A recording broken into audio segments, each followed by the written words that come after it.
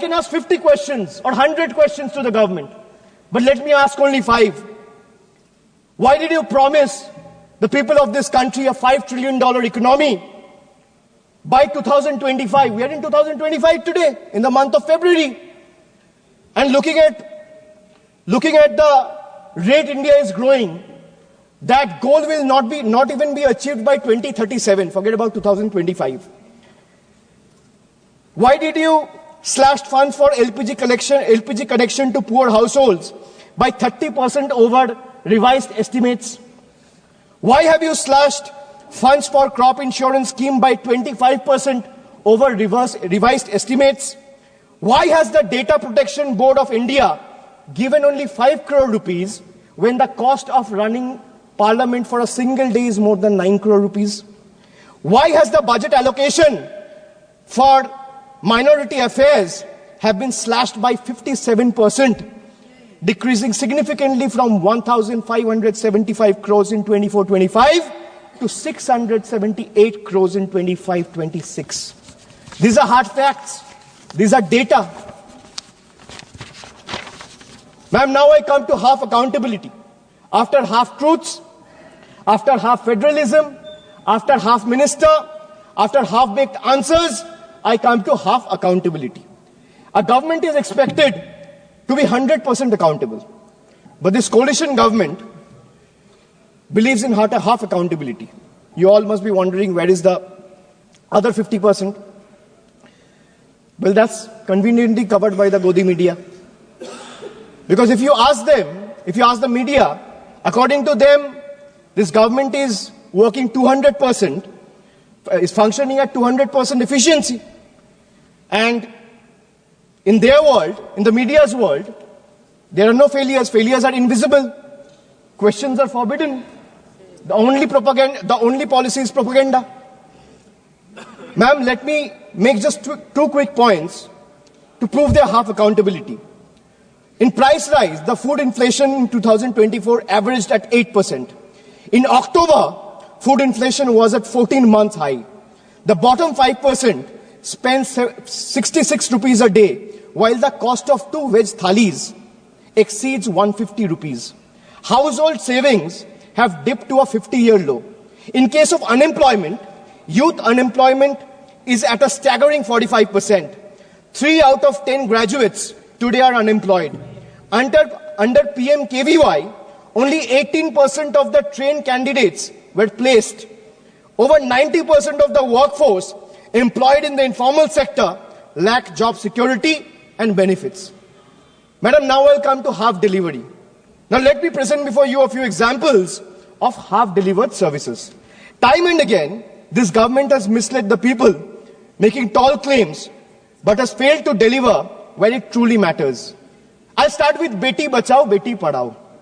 Launched with much hype and fanfare to promote girl child education and welfare, yet over 80% of the scheme's budget was spent on publicity rather than spending it on the actual benefit for girls.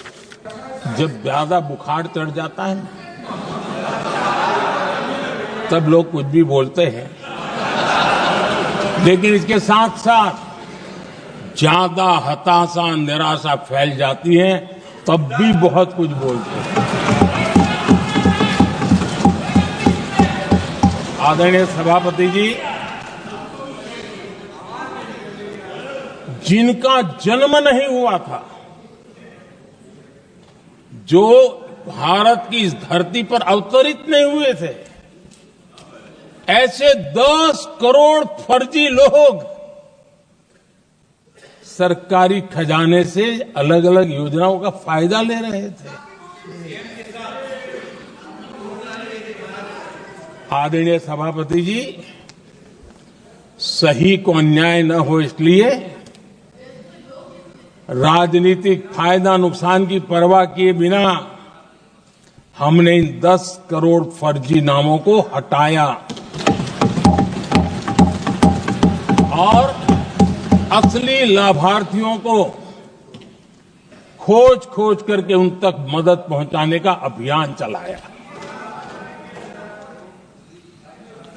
आदरणीय सभापति जी, ये 10 करोड़ फर्जी लोग जब हटे और भिन्न भिन्न योजनाओं का हिसाब लगाएं तो करीब करीब 3 लाख करोड़ रुपया गलत हाथों से जाने से बच गए। मैं हाथ किसका था ये नहीं कह रहा हूं, गलत हाथों से। आदरणीय सभापति जी, हमने सरकारी खरीद में भी टेक्नोलॉजी का भरपूर उपयोग किया, ट्रांसपेरेंसी लाए और जेम पोर्टल, जो आज राज्य सरकारें भी उसका उपयोग कर रही है, जेम पोर्टल से जो खरीदी हुई उससे आमतौर पर जो खरीदी होती है उससे कम पैसों में खरीदी हुई और सरकार के 1,15,000 करोड़ रुपए की बचत हुई।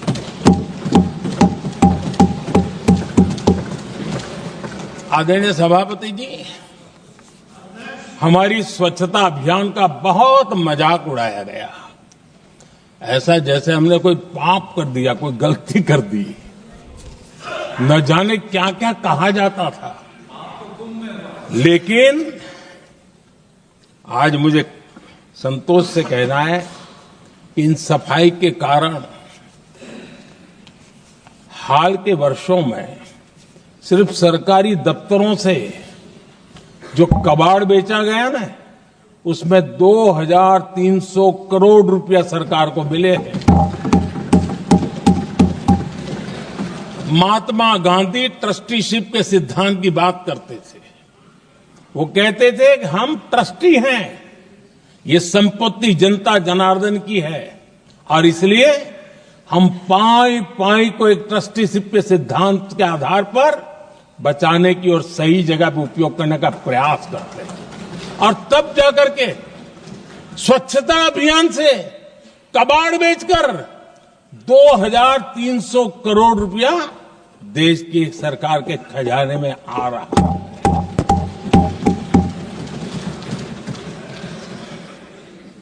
आदरणीय सभापति जी, हमने एक महत्वपूर्ण निर्णय लिया इथेनॉल ब्लेंडिंग का।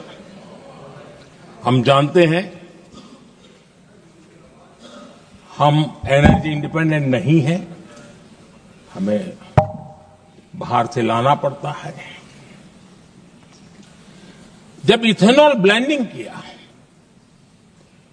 और हमारे पेट्रोल डीजल की आय कम हुई, उस एक निर्णय से 1 लाख करोड़ रुपए का फर्क पड़ा है। और ये पैसे करीब करीब 1 लाख करोड़ रुपया किसानों की जेब में गया है।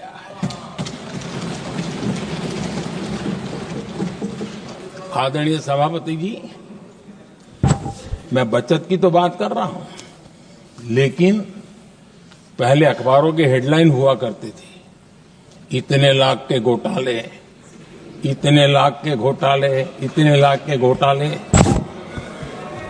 10 साल हो गए, ये घोटाले न कर करके, घोटाले न होने से भी देश के लाखों करोड़ रुपए बचे हैं जो जनता जनार्दन की सेवा में लगे हैं।